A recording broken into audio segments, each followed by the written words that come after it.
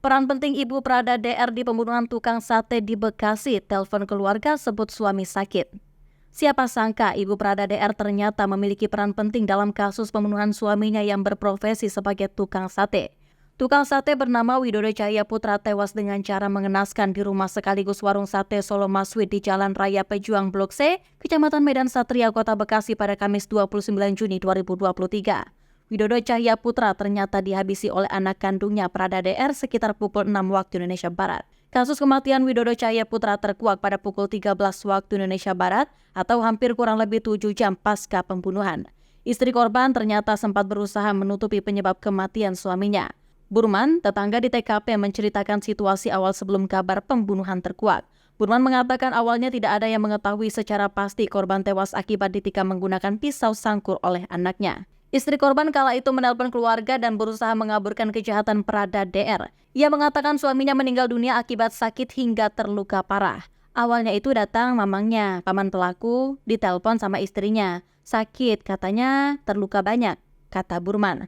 Pada saat itu paman pelaku datang, barulah kabar pembunuhan tersebut terkuak. Pengurus lingkungan setempat datang hingga polisi turut memeriksa TKP. Kaget paman pelaku. Terus nggak lama datang adiknya lagi, jadi dari jam 6 kejadian sampai jam 1 jenazahnya didiamkan, ucap dia. Pelaku juga pada saat itu masih berada di TKP. Ia seolah tidak mengetahui apa-apa atas kematian sang ayah. Iya, di dalam saja, gak kabur, dia seperti bukan dia yang menghabisi nyawanya, kata Burman. Widodo ditusuk sebanyak 5 kali. Kapolsek Medan Satria Kompol Aksa mengatakan Prada DR menghujani tubuh ayahnya menggunakan pisau sangkur sebanyak 5 kali. Hasil pemeriksaan sementara dokter forensik ada 5 tusukan di bagian dada, punggung, lengan belakang kepala, leher belakang, kata Aksa pada Jumat 30 Juni 2023.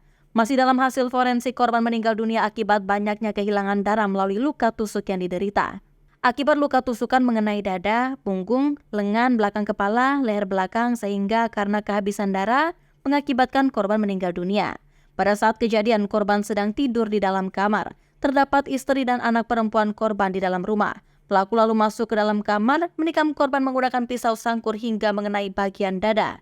Terdapat saksi yaitu istri dan anak perempuan korban. Kemudian datang pelaku untuk langsung segera melakukan penusukan terhadap korban, ungkap Aksa. Pelaku berinisial DR merupakan prajurit TNI yang sudah dipecat. Ia memiliki catatan buruk selama berdinas, diantaranya kerap mangkir tanpa izin atasan atau disersi. Menjadi pelaku adalah saudara DR alias Wawan usia 22 tahun. Barang bukti yang ditemukan di TKP yang pertama yaitu 1 bilah senjata tajam jenis sangkur, kata Aksa. Gara-gara uang 8 juta rupiah. Aksa menjelaskan pelaku sebelumnya meminta uang kepada korban untuk keperluan sehari-hari mengingat statusnya sebagai TNI telah di ujung tanduk.